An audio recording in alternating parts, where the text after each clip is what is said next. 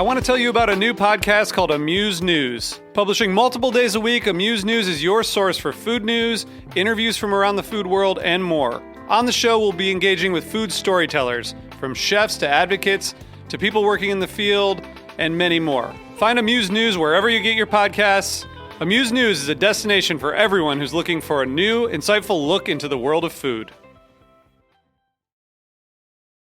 Today's program was brought to you by Patina Events at Brooklyn Botanic Garden, an idyllic location for weddings, corporate events, and parties of any style. Visit us at patinaevents.com. This week on Meat and Three, we're bringing you 4 stories about lost and found culinary treasures. We are searching for what will be lost, and we're trying to rejuvenate it. What we try to do is collect these sourdoughs that contribute to the biodiversity of sourdough in order to store them, to document them, and be able to preserve them for the future. It's bringing back the history and just being part of that time. There's nothing like it. You know, there's nothing like it. When fame comes late, I'm sure it's just as sweet as when it comes earlier. Tune in to this week's episode of Meat and Three. That's MEAT+THREE. Available wherever you listen to podcasts.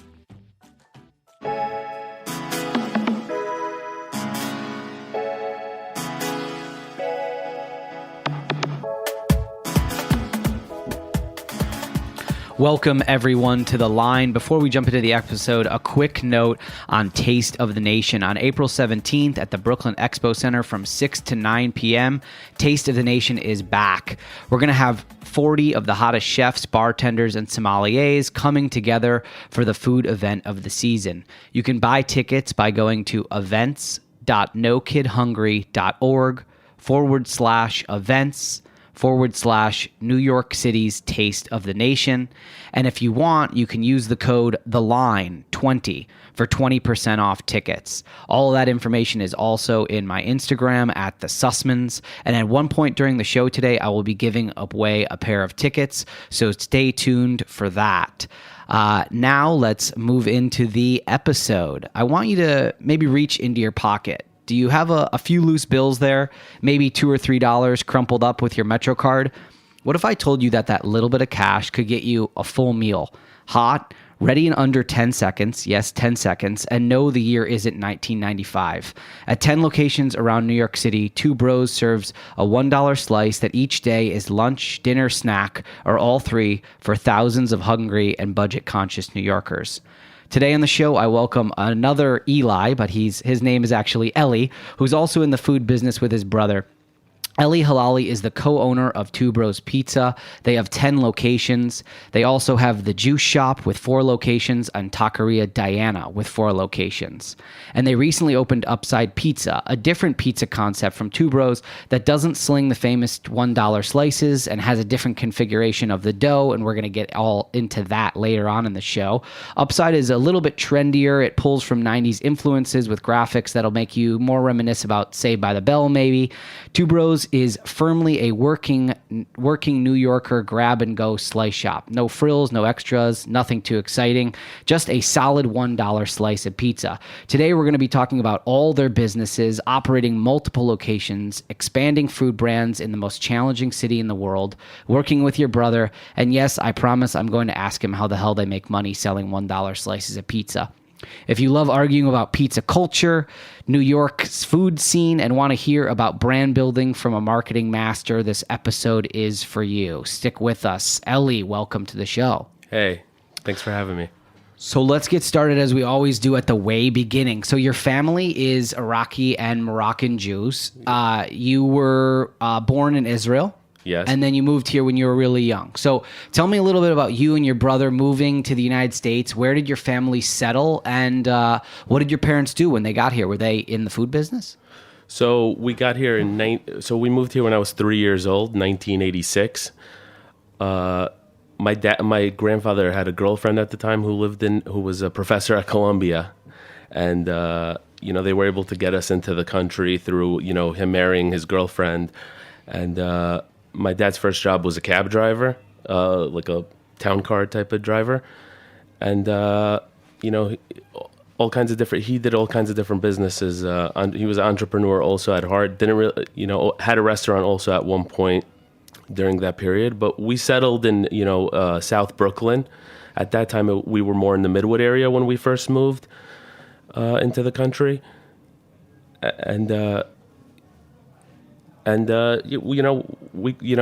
we grew up as middle class, immigrants who came into the country, your classic Brooklyn yeshiva boys. And were you and your brother, I mean, you came here at such a young age that I imagine you didn't really remember anything else except being Brooklyn guys, right? No, nothing at all. When we first moved here, it was more of a every year we'd live in a different house. My dad, he was working up. My mom was a waitress at like a catering hall. They were just trying to make ends meet, really. I remember literally from the age of 3 to the age of 10 living in, I think, 4 or 5 different houses all around the same neighborhood, Midwood and Sheepshead Bay area. And then in 1993, at the age of 10, at that point, we were 4 kids, my brother and I, who were the oldest, and my 2 younger sisters. We bought a house in a neighborhood called Bergen Beach. It's like a part of this whole area in South Brooklyn, Mill Basin, Bergen Beach, Georgetown.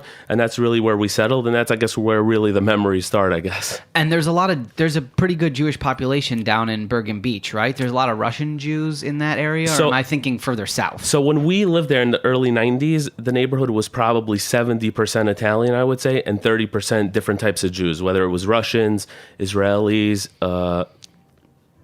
different type of Jews. And I would say now it's about 90% a mix of Russians and Israelis, and 10% all types of different ethnic backgrounds. Did you grow up kosher? So it's a loaded question, but my brother and I Some would say version of, for the most part, our whole life we've never really, with deviations here and there during college or high school, we've never really eaten non-kosher meat. So we'll still eat at every pizzeria, or we'll eat pasta out, fish out, or whatever. But meat, pork, that type of stuff, that's something that we've just always been able to stay away from. Always tried at least to stay away from. But you do obviously serve pepperoni at your restaurants. Yeah, it's a beautiful thing to look at.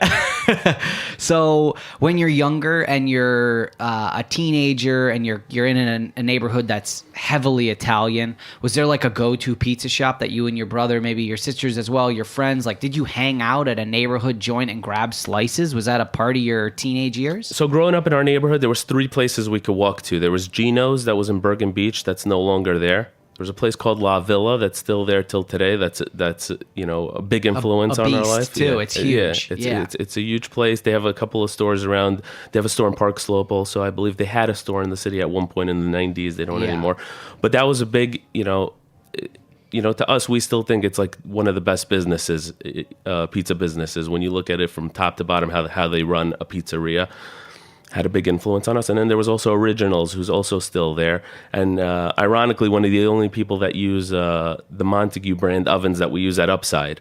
One of 2 other restaurants in New York that use that oven. So, was that a coincidence? Complete coincidence. You didn't look at their business and say that those are great ovens and we like what they're doing? Complete coincidence. When we really looked into the oven, the only place that we knew that was using it was Bedia in Philly, who, Bon Appetit, called him, the best pizza in the country, and we wanted to create the type of product that we wanted to create. We knew we needed an oven that had heat from the top, bottom, surrounding areas. So we looked at that oven, and then my hood guy, who I've been using for 15 years, happens to be an Israeli from Bergen Beach. When he saw the oven we were putting in, he's like, oh shit, Originals just put these in 7 years ago. I've seen these before. 7 years ago, they're telling me that they're cooking pies now in 6 minutes instead of 10, and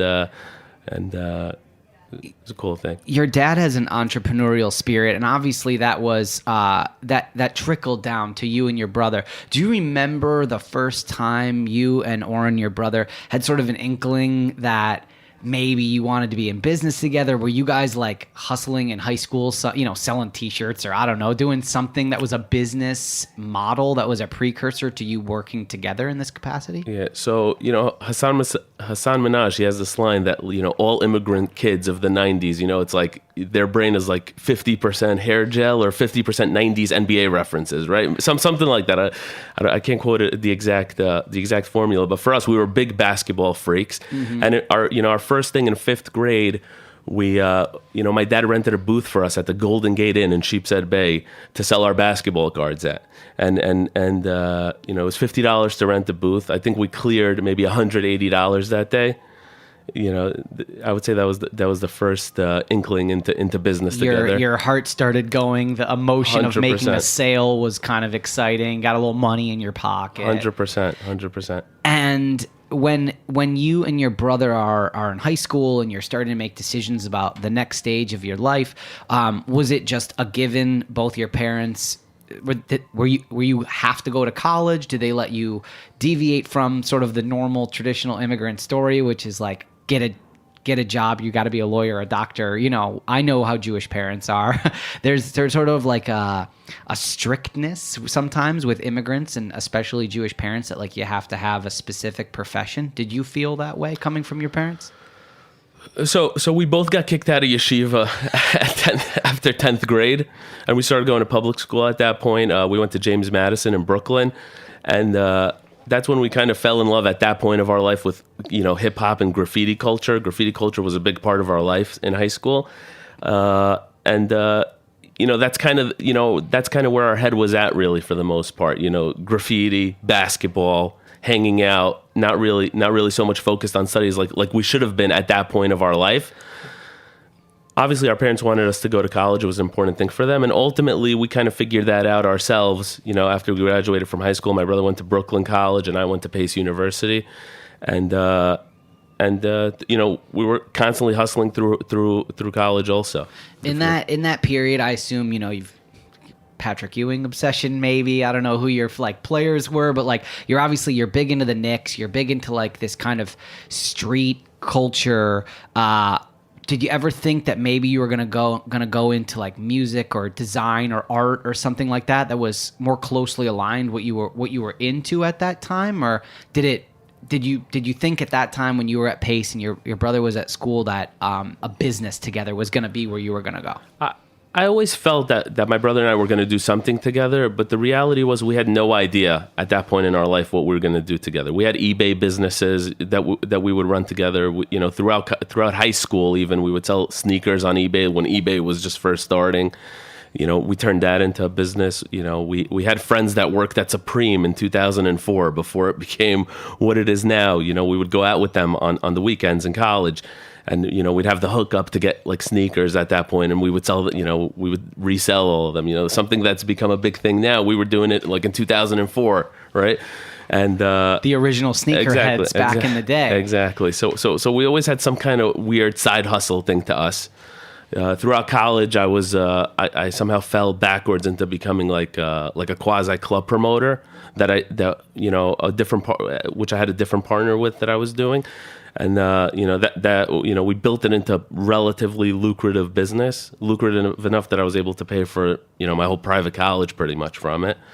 And like I said, my brother and I were just kind of doing side things at the time, and it was really till right around after a year or two after college when we had this idea to just maybe open a restaurant together and see what would happen. So how does Two Bros really come to be?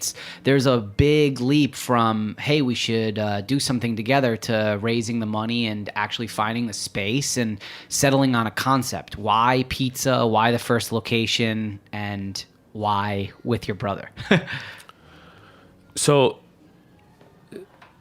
I'll tell you a secret that not a lot of people know and that we've never really mentioned before. But there used to be a $1 pizza place on 36th Street between 8th and 9th Avenue. Right now there's a T-Mobile there and a hotel that's being built right on top of the T-Mobile store pretty much. But in 2006, we used to spend some time in that area, and we would look at the store, and it was pretty much just a window of a guy selling pizza for $1, and he was insanely busy. And we would watch it, and we would just say, we got to figure out this guy's numbers. How is he doing business? How's he doing this, and how is it working for him? We bought in the distributors.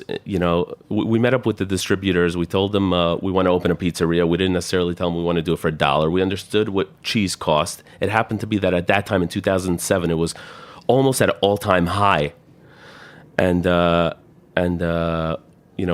we started realizing that maybe this guy just happens to be crazy.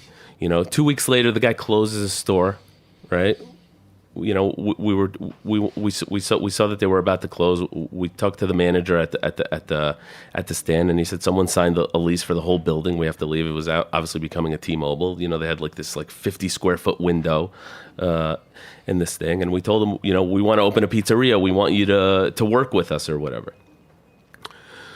So he says fine, and then we really just started looking for a location.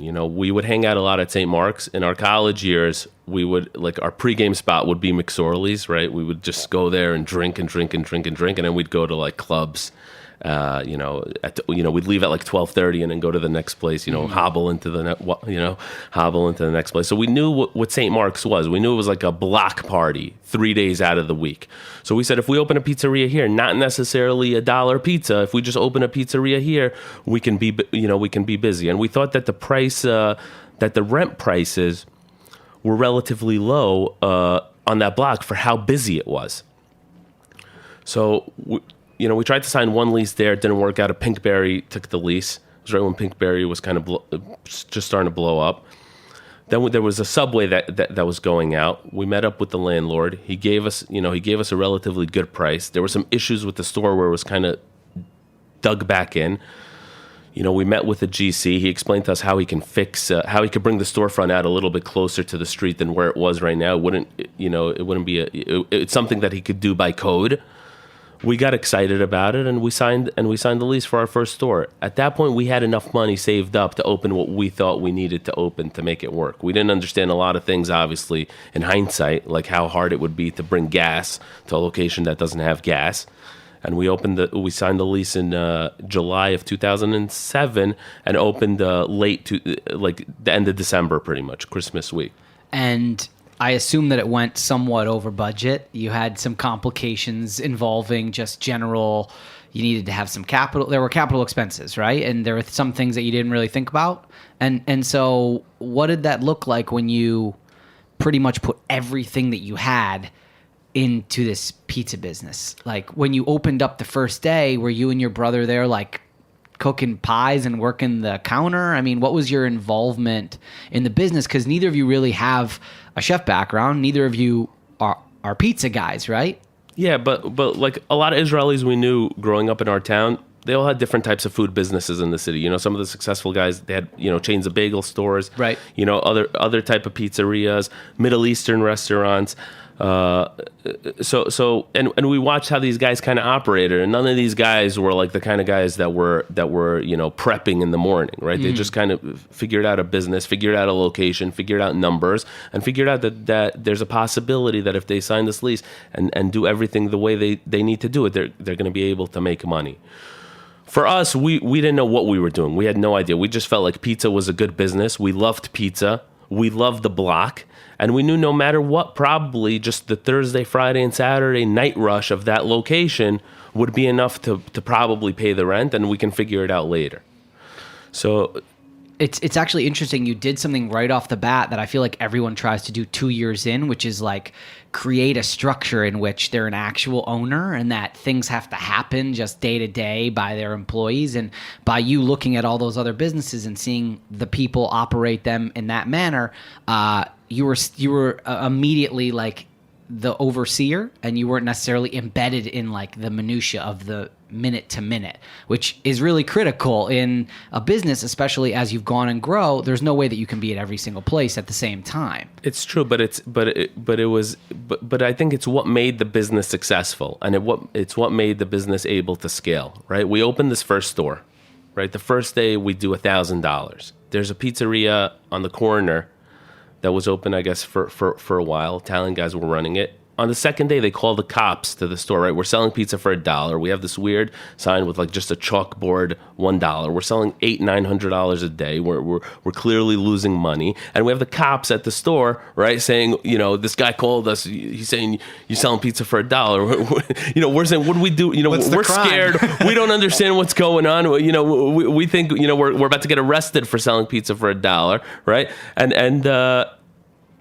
And we're just going through the cycle of what it's like opening a restaurant for the first time without knowing anything really about what it takes to really run a restaurant the right way. How quickly did you start doing things in a way that, like, I assume you're obviously paying attention to the numbers, but were you doing a P&L? Were you looking at your cost of goods like every week, month? How were you, besides bringing in all the product and selling it for $1 and trying to basically, you're in a customer acquisition phase at that point. You're trying to get people to get hooked on this concept, but you're losing money, right? Yeah. So where did you find the balance, and how did you find that? Listen, at the beginning, we just knew that, this is our business. We got some money saved up. We're ready to lose a little bit to see if this thing is going to work. We got the balls to try this thing out, and we're just going to be psychopaths for a few months and see if we can, and see if we have a business or not, right? And like I said, the first couple of days we were selling, a couple of $100 a day, clearly losing money, clearly starting to think about, maybe we can't have like 4 guys at the store. Maybe it needs to be 2 guys at the store. Maybe we need to, we were working the register on the weekends. And we're saying maybe we need to work the registers every day, right? And then we came up, I came up with an idea of, right now we only have this chalkboard sign, right? The sandwich board, and we wrote, I wrote as neat as I can with my relatively neat handwriting for a lefty, pizza $1, right? What if we go to a printer and just make put big stickers on all these windows on the entire storefront that we opened up? $1 pizza, special $2.75, 2 slices and a soda. Put 2 sandwich boards out, right? We ordered everything. We printed it. The day we put it up, our sales doubled, right? 2 months, maybe a month later on Fridays, our sales quadrupled already, right? And then the next thing you know, this is an area where lunch is relatively dead, right? St. Mark's Place, it's not a lunch area. There's some offices there now, but in 2007 there was no business, nothing. just NYU kids walking around. And at that point, it was still where like the punks would kind of hang out there, or whatever. We started seeing at lunch that all these like Con Edison trucks and Verizon trucks and all these people were coming from literally all over the city to this place to eat because you were allowed to stand there as a commercial vehicle, and they knew that they were getting lunch for $2.75. The word was out, and all of a sudden we have this business where everybody's coming here, and then people knew about the place. The weekends were getting busier and busier, and it really became, at that point, those first like 3-4 years at that location, I can't explain to you how crazy it was on Friday. We almost got evicted 3 different times, 3 different lawsuits from the landlord saying, the tenants are trying to strike. You have to change your price. It's too busy here. People can't get into the building. All these hoodlums are hanging out on the street. All the skate crews would come, 30 deep on Friday, at lunch. All the BMX crews would come. Everybody would come to this place to eat, And then at night it would just be a complete nightclub on the street. Exactly. So you found yourself with a good problem, which is that you were busy there. How long until you decided to open up number 2 and you said to yourself, I'm looking at the numbers here. You and Oren are sitting together and thinking this can actually scale. Even at $1, even at $2.75, we've figured out the margin so that we can do a second one. How long was it until that happened? So I think 3-4 months in, we knew we had a business that was making money, right? The store was a phenomenon at that point, right? We had, articles in the New York Times and a bunch of other places, saying like how crazy it is, the lines down the block every single day. We were finally able to start getting efficient with the product, which was the biggest thing to the business, right? And something as my brother and I, as 2 guys who aren't necessarily pizza men by trade or chefs by trade, we're looking at how can we maximize the amount of money we're making. All of a sudden, we don't have the supply to meet the demand in this little store, and that's when it really became a situation of efficiency. We felt like we were at a good place, and then we signed the lease in July of 2008. So we opened the first store right around, the end of December 2007, let's say January 2008. And by September of 2008, we had our second store was open already on 6th Avenue and 17th Street. We're going to take a quick break, and when we come back, we're going to talk more about $1 slices, the infrastructure of the business, growing, and of course, your other concepts as well. Stick with us here on The Line on Heritage Radio Network.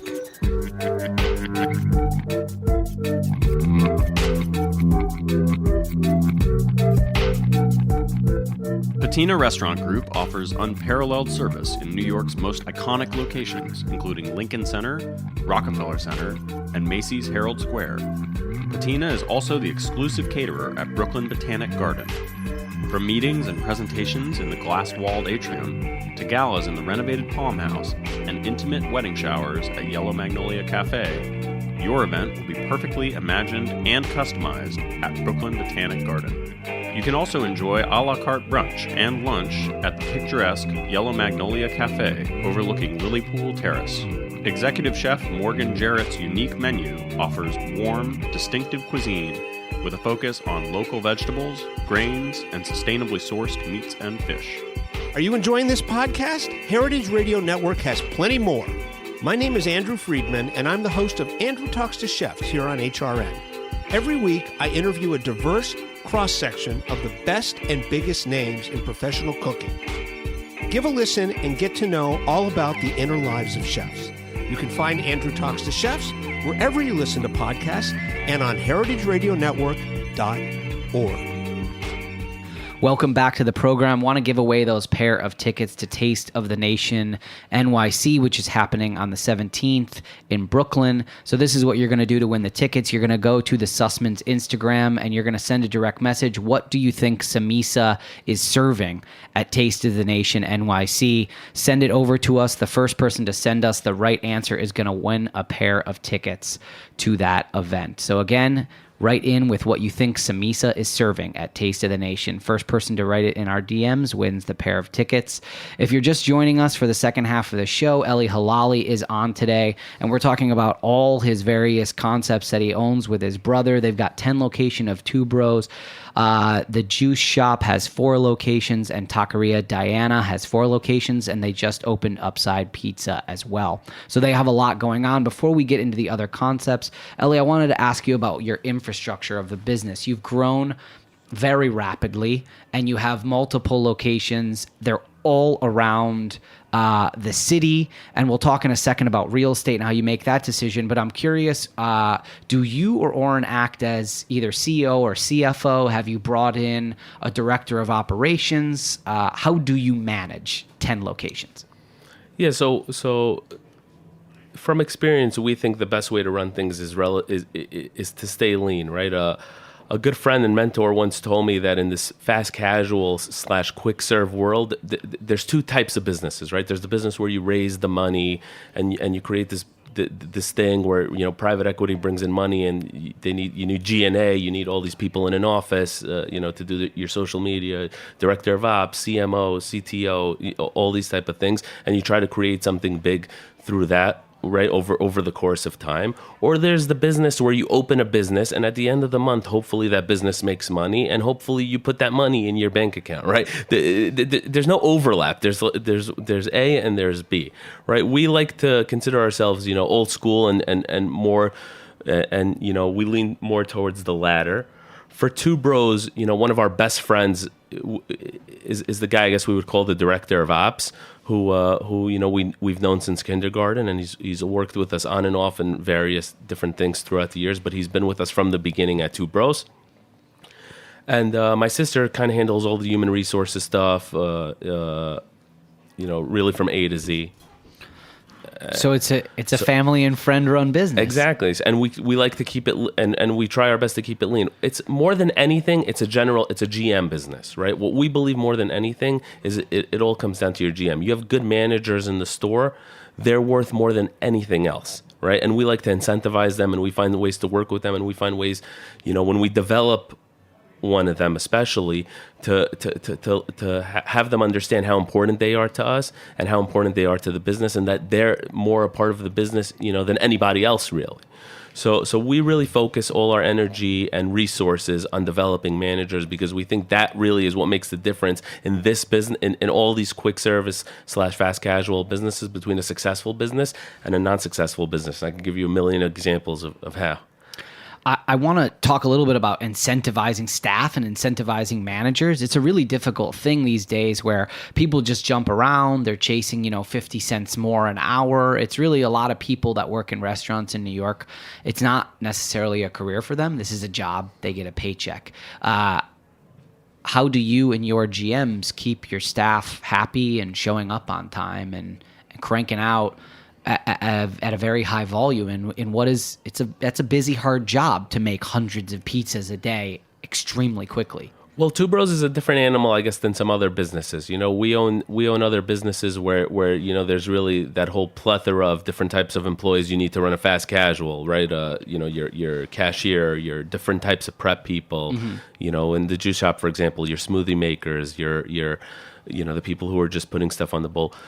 Two Bros is a different animal because the majority of the employees that work in a store are professional pizza men, right? So for the most part, they have a price on the market, and we're paying that price, and in a lot of cases over with overtime and you know spread of hours and things like that, and they know the type of people we are. We have great relationships with them for the most part, and there's no real reason for them to move from one place to the other. This is their trade. It's different than you know being a general manager of you know a Chick-fil-A or something, where you're great, you know, you have this job and you're sought after for different reasons, and you can move around from different type of businesses. Here, you're a professional, and we give you all the reason. You know, we show you how important you are to us, and we really have relatively no turnover in this business, especially compared to some of the other businesses we're involved in, where we see it a lot more. That's really lucky because in the fast casual space, there is a huge amount of turnover. Between all your concepts, you have over a dozen locations. So I want to know, how do you seek out where you're going to open? Obviously, Taqueria Diana is in a different vertical than pizza, so you're looking at the neighborhood and what's nearby. But really, when it comes down to it, how do you and your brother find these locations? Are you using data, gut feeling? Talk a little bit about the real estate process.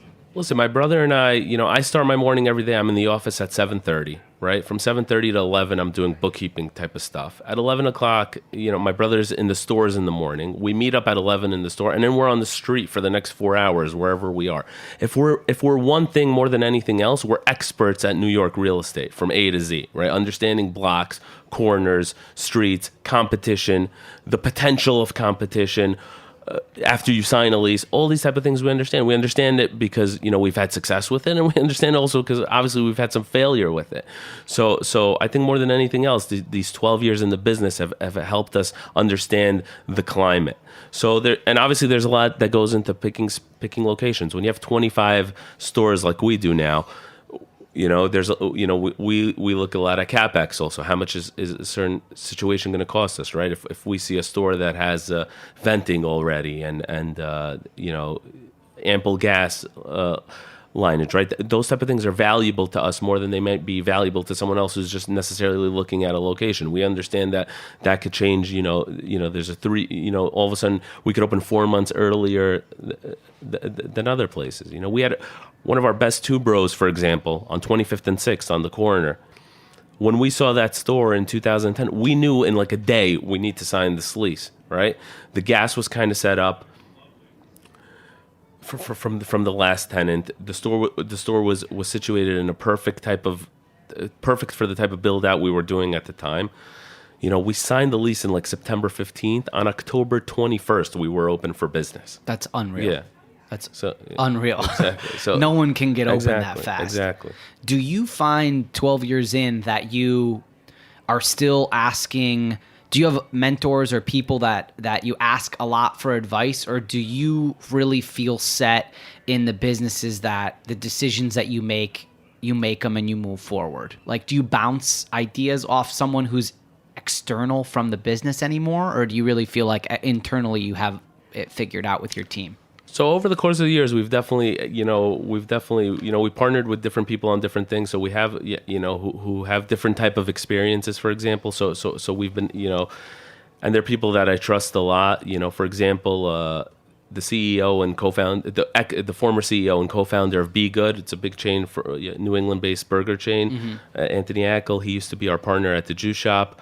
You know, we still talk to him till today about different type of things, how we look at things big picture, what he thinks about, this idea, that idea, whatever the case may be. We have a partner who we co-founded the Juice Shop with, Mitch, who we get a lot of ideas from, who I speak to almost every day about different type of business things. So we definitely respect people's opinions, and we definitely take it, and we try to learn from them, and we've become smarter from that. But ultimately, my number one mentor is my brother, who, we're on the phone all day together talking about whatever the next step is. And thank God for us, for the most part, we're usually in agreement on a lot of stuff. With rising rents and taxes, and then the labor just went up in New York State, you're seeing cost of goods go up because of the labor rise. That impacts the bottom line tremendously. The customer does not understand that. They don't care that your paper goods went up. They want their $1 slice. How have you dealt with rising costs over the years, especially with rent as you move into more expensive markets? And have you done anything at the stores to help offset the $1 slice? Is there anything that you do you don't have much of an opportunity for like a blended food cost because you serve pizza, right? So how do you work with those factors? So ironically, with Two Bros is the one business we have the least amount of issues with these things, and it's ironic because our main product is it has still been a fixed price of $1. Yeah. But it's been like that because, like I said, the people who work for us are professionals. They get paid a certain wage, and that wage has pretty much been around there for the last couple of years. So that hasn't bbeen a drastic change to us. And the answer to the question for Two Bros at least is that we've upgraded our toppings menu. So there's slices that cost $4 at Two Bros also, right? That people love and people buy, and it's a big part. It's become a big part of our business, much more than it was initially. So the $1 is really it's always been your marketing mechanism, and it's your calling card, and people do come in, and you have ticket prices that are $10, $12 if people are getting a drink and a slice. And Yeah, but it's still, the average ticket is still under $5 for the most part. And that's taken into account people who are buying, 10 pies at a time sometimes, right? Yeah. So another big factor for Two Bros is that the price of cheese has been relatively low for the last 5 years, right? It was at a scary place in 2014. And since about November, I believe, of 14, it's been relatively low till now. It was even at like a relatively all-time low about 7 months ago. So that's one reason, that's probably the key reason we've been able to stay at this price for the last 5 years. Hopefully it continues to stay where it's at now, and it won't cause a big issue for us. But in 2014, that fall and that summer, when prices of cheese were at $2.20 a pound or whatever, that was a very, very, very hard time for us. I want to transition a little bit to Taqueria Diana, which is a completely different concept, a different business. It probably has its own set of headaches. How did you and your team decide to move into that space, and why? You were having a lot of success with pizza. Did you feel like it could transition to another concept? Were you getting a little bored with pizza? What was it? So ironically, we used to own a falafel shawarma type of restaurant on 2nd Avenue between 7th and St. Mark's. Okay. It was, it was good. It was good when it started at about 2010, and then by 2013, it was already just not an interesting business. We didn't really have a passion for it. We didn't really understand it the way we thought we would when we started it, and we were trying to sell the business.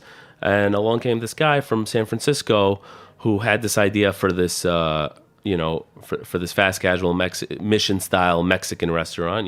He had some experience in San Francisco working on it, and at that point, we saw a real resurgence, and we saw a renaissance really. In at that point, Chipotle was relatively established in New York, right, 5 years ago, and Dos Toros, a cooler version of Chipotle, like a Dos Toros or similar businesses to them, were all relatively thriving based on what we saw.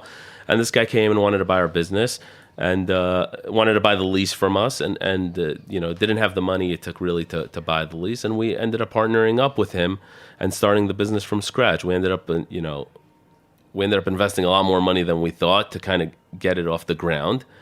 And initially, that was a business that we opened the store and we understood. His name's Matthew LaRue. He's obviously still our partner in the business. we opened this restaurant, and my brother and I understood that this is the best Mexican food in the city. We were just like, this is unbelievably good. We ate at Dos Toros, we ate at Chipotle. This is a level above all those places. We opened the store. We're doing like $300-400 a day for the first 3-4 months. And we're realizing that most of our customers are like, most of our deliveries are like 415 numbers, just straight up people from San Francisco. It just became a place where people from San Francisco knew this is a place that has real like California style food. And then we started getting like, infatuation came all of a sudden and said we're like the second best burrito in the city. And our nachos got a lot of press because we make these like incredibly huge portions of delicious nachos with different type of protein things. And all of a sudden, the store became a phenomenon, almost a bigger phenomenon than Two Bros, right? Sales-wise, it was a bigger phenomenon than Two Bros, and it became, to us, it's a very, it's obviously a very successful thing to us, a thing we're very, very proud of, and since then we've really just kept, building the business. We have a store now in Hell's Kitchen that has a bar element to it. We have a store in the Lower East Side that's similar to our 2nd Avenue East Village store in a lot of ways, size-wise. And then we have a bigger store here in Williamsburg on Metropolitan Avenue that's kind of takes things to the next level, where it's 2,000 square feet. We have an outdoor terrace, full bar, and like I said, it's a business we're very proud of, and we're excited to see where it goes. All your concepts are held privately. I imagine that someone or many people have approached you about franchising and private equity. To a lot of people, that's like the holy grail, and you have not gone down that route. I'm curious why you and Oren have decided, and for what reasons you've decided to maintain total control and not go down any other path besides how you currently run your operations. We're old school. We're old school in that way. Because it works for us. We don't have to answer to anybody. One thing we always knew is that we didn't want to be somebody's employees, and we didn't want to take. We don't want other people dictating how we live our life and what we do. And it's a system so far that's worked. With that being said, some of our brands we're trying to position into those type of. Into that type of a thing. The Jew shop, we're partners with a company called Franzmart, who they're big with. We just signed a deal with them to hopefully start franchising the business. Okay. They've built the growth of like Qdoba, Five Guys, more recently like Halal Guys and Mamoon's Falafel, all companies that work with them. So, we're going to learn a little bit about how that kind of works and see if it's something we'd want to implement in some of our other businesses. And upside is something we want to scale, and it has more of an ability to kind of go into different markets and different types of real estate, right? A lot of our business is really predicated on just insanely high foot traffic areas that we're able to build relatively small stores and sell the right amount of money to pay these crazy rents, right? It's not really, and make money at the end of the day, right? It's not really the type of system that necessarily works around the rest of the country, right? So we're really trying to now find different ways, especially with how hard it is to do business in New York. We know ultimately the right progression for us has to be to expand our portfolio outside of this great city. So we're looking for ways to do that and finding different motives to make it work. Upside is different, obviously, as we've both mentioned, than Two Bros in a variety of factors. The dough has a lot to do with it, the process. You had Anthony Falco involved in that process. Your partner, Noam Grossman. Noam Grossman is really like kind of the day-to-day operator of that space, the operating manager. Can you talk a little bit about Upside? What's different about it, and mostly like the dough process, which I think is really interesting. Yeah, so for us, it was like a natural progression, really, to move from where we were at Two Bros into a business like this. And as cliche as it sounds, it's a passion project for us, right? So it's the type of thing where where we wanted to incorporate, the best quality pizza that we tasted around the city throughout the course of our life. Mm-hmm. We wanted to incorporate, basketball, which is a big part of our life even till today. We wanted to incorporate 90s hip hop and graffiti culture, which has always been a part of our life growing up. And we wanted to do that all while literally creating the best possible pizza we can, right? When you bring a guy like Anthony Falco into a project and you tell him, listen, we want to make a great New York slice. These are our ideas. This is how we want to do it. He tells you, no, you have to make the best one or we're not going to do it. It has to be 100% the best. Mm-hmm. And, luckily for us, we brought Noam in and their synergy really worked together perfectly where Noam was up for the task of, with Anthony of taking everything to the next level. And we've created an unbelievable product, right? We're one of the only places that's making one of the only slice joints that's making a product with 100% naturally leavened sourdough. Mm-hmm. And Upside doesn't sell alcohol, right? No. And Two Bros doesn't. No. And some of your Taqueria Dianas do not. Yeah.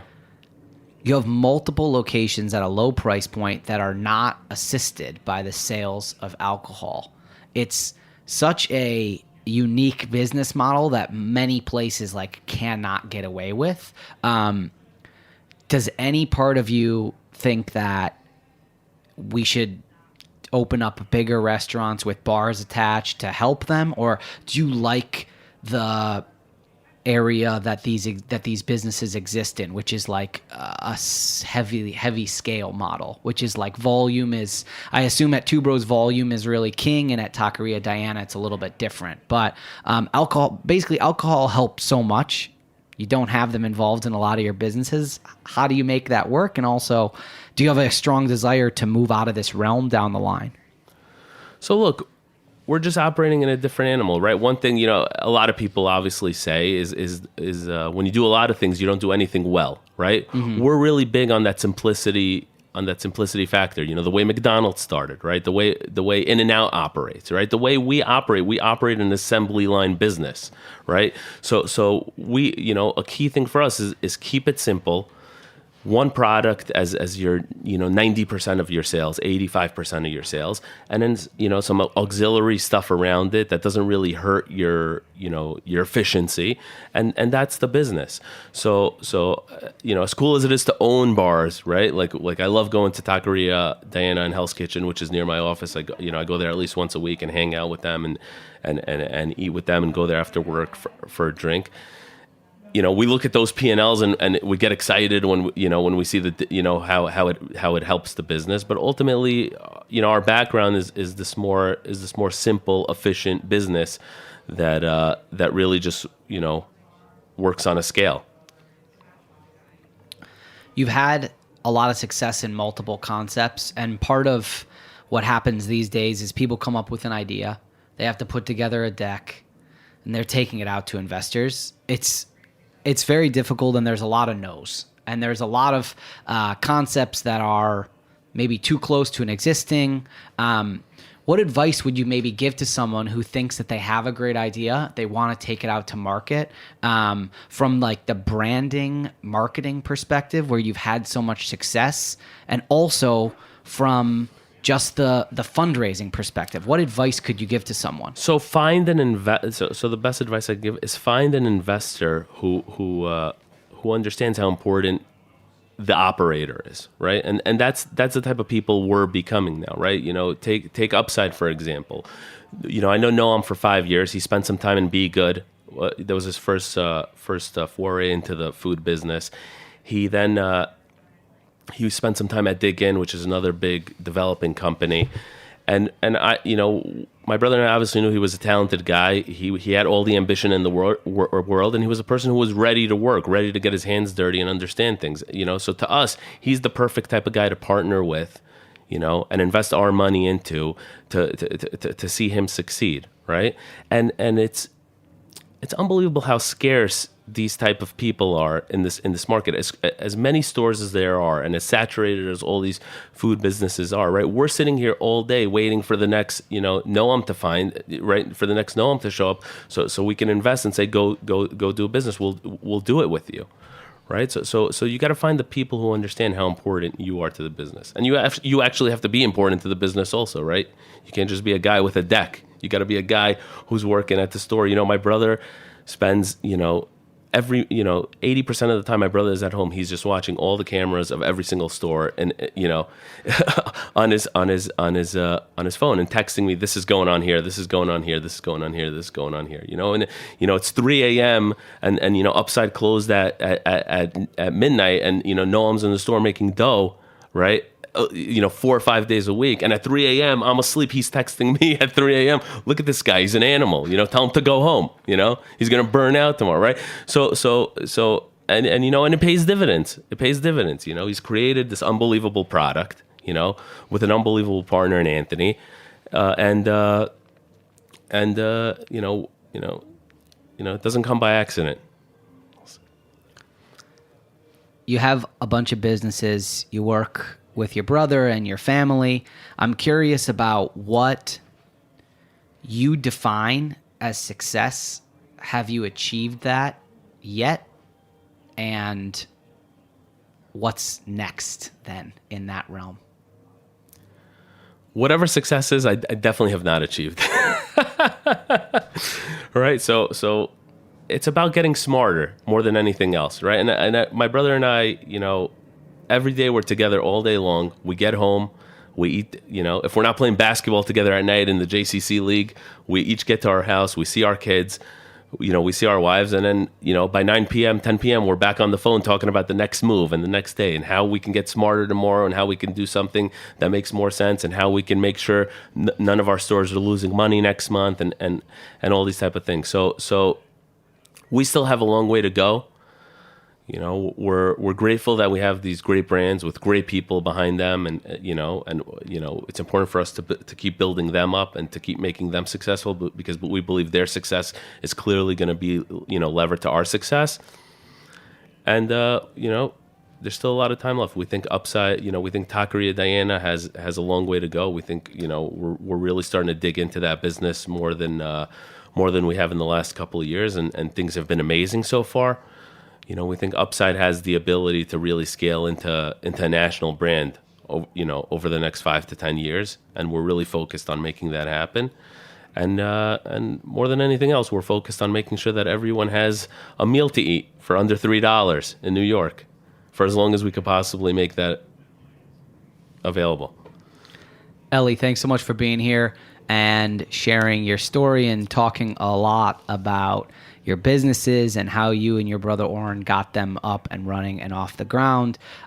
Congrats on Upside. You've got a bunch of locations, but why don't you share the address for Upside so that we can get some people at least figuring out one of your spots to go to, and then they can go to Two Bros and find out which one of those is closest to their house. Oh, okay, so Upside is located at 598 8th Avenue in Manhattan, on the corner of 8th Avenue and 39th Street. There happens to be two Bros in that 2-block radius, one on the corner of 9th and 40th and one on the corner of 8th and 38th. And there happens to be a Taqueria Diana on the corner of 9th and 39th down the block. So that garment district hub is really, where we're centralized. And if you really want to learn about our brands, you can do it all in the course of 20 minutes. All right, go eat some pizza. Go eat some Taqueria Diana.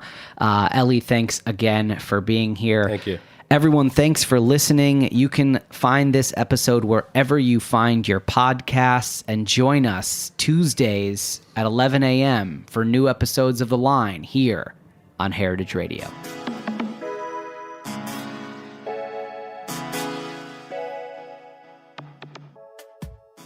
Thanks for listening to Heritage Radio Network, food radio supported by you.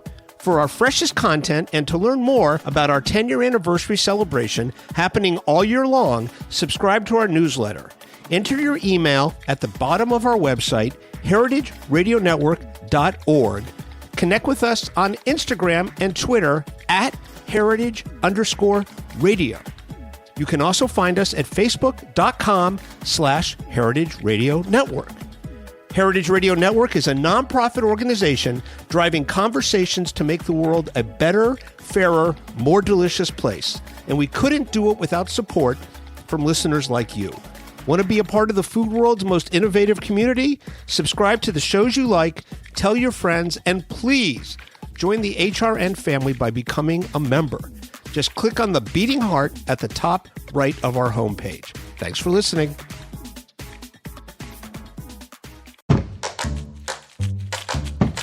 Hey, are you hungry?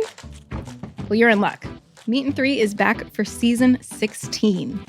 I'm Taylor Early, and we've got a whole new batch of reporters I am so excited to introduce you to.